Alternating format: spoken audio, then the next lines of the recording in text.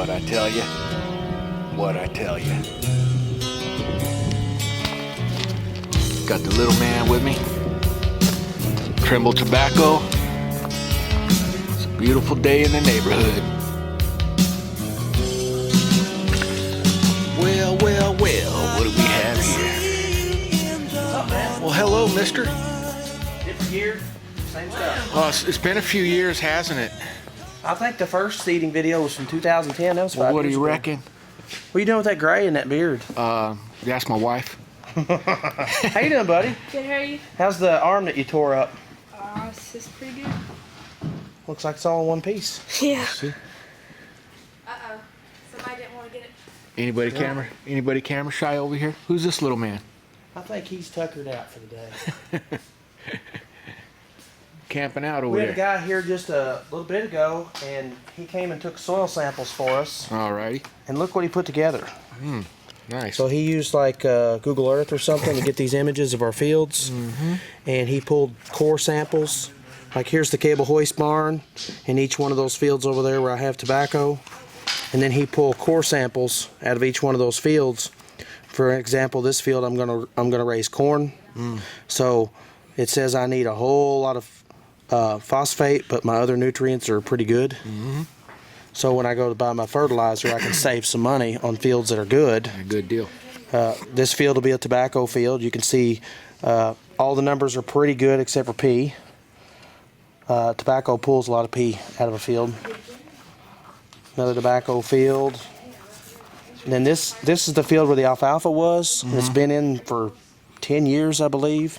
And I haven't put any fertilizer on it, and it shows. You know, magnesium and calcium, those are micronutrients are less important, but the ones that are really important are really low in that field.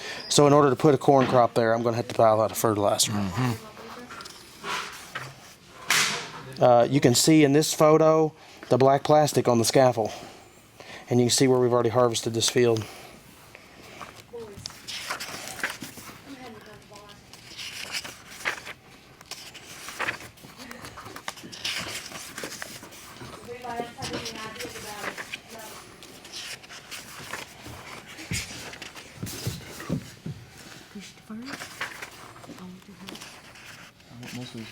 Who's the tough guy over here with the black eye? I don't know, he's the one with the black eye. So that's pretty much the skivvy on that. So, Alrighty. and down at my house, I've got plants about this big. Okay. They're about a 1/4 inch across. So how's everything looking? How's everything been since I've been down here last? There was a big problem with contracting this year, and those growers who had 1-year contracts pretty much are out of business. We had a multi-year contracts, and it transferred from one company to another. This hat is designed to be a joke because there is no more PMI leaf. PMI leaf is out of the U.S. completely. They're going to be sourcing all of their tobacco from Universal Leaf. So we've got this multi-year contract, and we have to haul the tobacco to Maysville, Kentucky this year. We won't be selling any in Carrollton. And how far is Maysville from here? 2 hours in your car. It's probably going to be 2.5 of the load. So we're not real happy about that, but at least we're still in the game because there's a lot of guys that would like to be and they're not. We seeded my greenhouse on the 18th. The plants that are closest to the furnace are already up. The plants that are on the far end might have came up today. I haven't been down there since this morning. And we went ahead and pumped fertilizer under one of those bays. So if you happen down there, you'll see the pump and the blue water. Definitely take a look at These it. trays will go in Dad's greenhouse. As a matter of fact, we've got water running up there right now.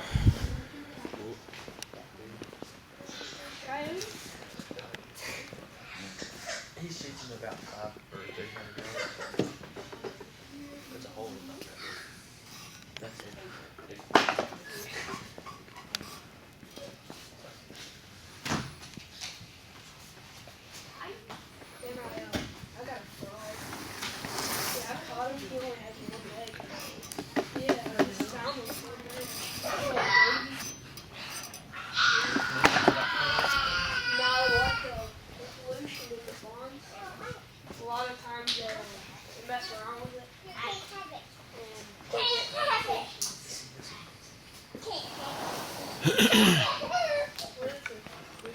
What variety you got going on here now? I'm doing some 210 right now. I've got a field down there by my house that has a lot of trouble with black shank. I had 209 there last year, it did really well. Is that the one right beside your house? 209 has the best resistance for black shank. 210 has the second best resistance for black shank. But my buddy Andy tells me that 210 is some really good stuff, so I'm going to sacrifice 1 point on the black shank scale and see if the yield might not be a little higher on 210.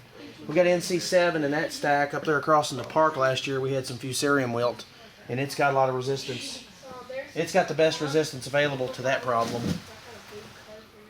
So this year we've chosen varieties pretty much based on disease pressure. If there's a certain disease problem we've got, we picked a variety that was highly resistant to it. Where's your stick at? Hi. Using any Maryland this year? No Maryland tobacco. That market pretty much evaporated as quickly as it came about.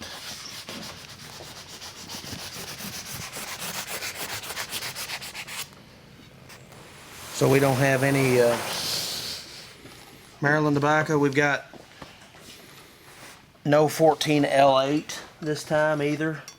14L8 is another one of those older varieties, but it just doesn't have a good disease package. I really like the way it looks in the field if it survives. And then we'll have a lot of 4488 in the lineup. We had a lot of it last year. You saw some of it up toward Bedford. The 4488 had some really big leaves on it. Dad likes that one. I think he's going all in with that one variety. The ones that are germinated in the greenhouse down there are KT212. It's an early maturing variety. Wanted to go ahead and have one field that was ahead of the rest. I'm going to have the H2A guys come back this year. Have the same crew we had this season. And I want to make sure they've got something to do when they arrive the first week of August. So we need to get that KT212 in the ground over there by the 15th of May. So I'm hoping that we don't get so much rain that I don't get to plant it. If I could set that the 10th of May, it'd suit me just fine.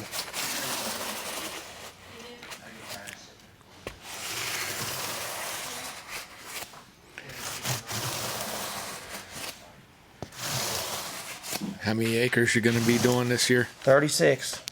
We had 52 last year. We were unable to sell some of it. All of our contracts were full. They weren't taking any extra pounds. We kept some, and not going to grow as much this year. Aiming to finish up before Christmas this year. That's the big goal. Like to have the money in the bank and the bills paid by Christmas.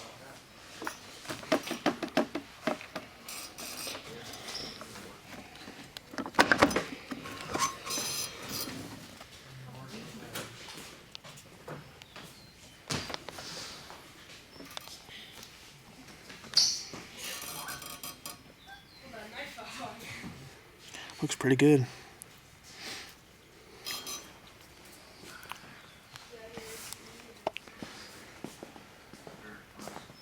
We're going to stack these up, shrink wrap them, save them until Saturday.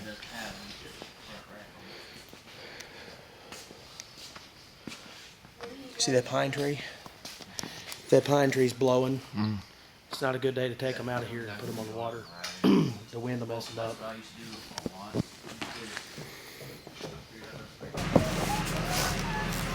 Who wants to be on YouTube? Not me. They like black eyes on YouTube. World Star. No, they've all been trained very carefully about social media presence. All of mine.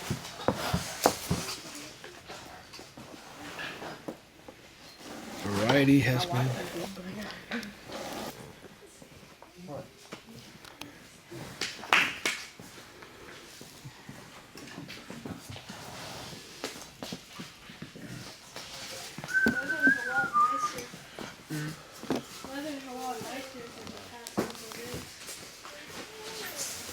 Was that first week when it was like like a few days. When you go down there, you look at that stump. You tell me if you want me to take it out. If you do, I will remove it.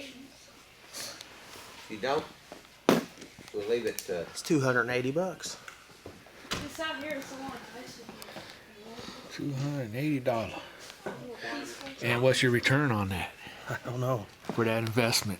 I don't know. Come on, man. A little early. Okay.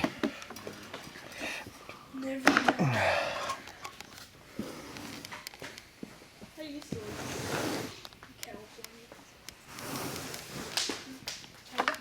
That's high enough, Abby. All right. Run that over. We use a water-soluble fertilizer. This is a 20-10-20. It's a complete fertilizer. I mix that up in a bucket of water, and I pour that in next to the sump pump. And I've got a piece of PVC here. It's got holes drilled in it to help distribute it. And I've had that in agitation for 24 hours. I've also got a dissolved solids meter, and I'll come out here in a day or two and I'll take a reading with the dissolved solids meter and see if my fertility is where it needs to be. We're shooting for 100 parts per million in, and the dissolved solids meter reads the salt in the fertilizer that's in the water. So it's salt, how? There's 5 acres in each bay. There's 20 acres of plants in this greenhouse.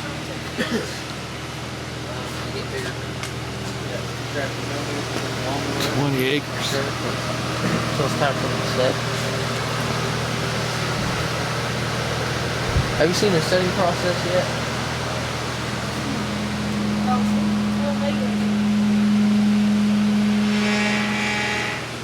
Furnace is running.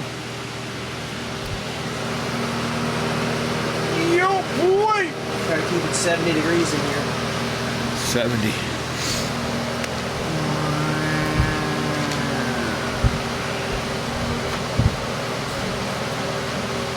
Spot on.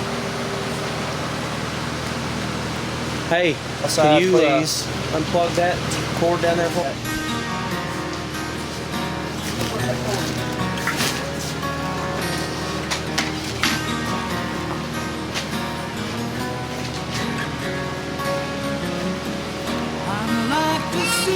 Yes, baby.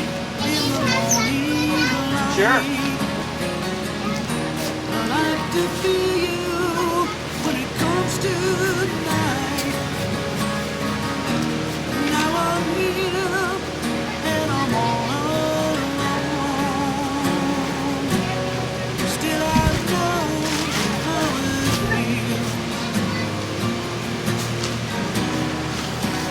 Heading out. Tried so hard.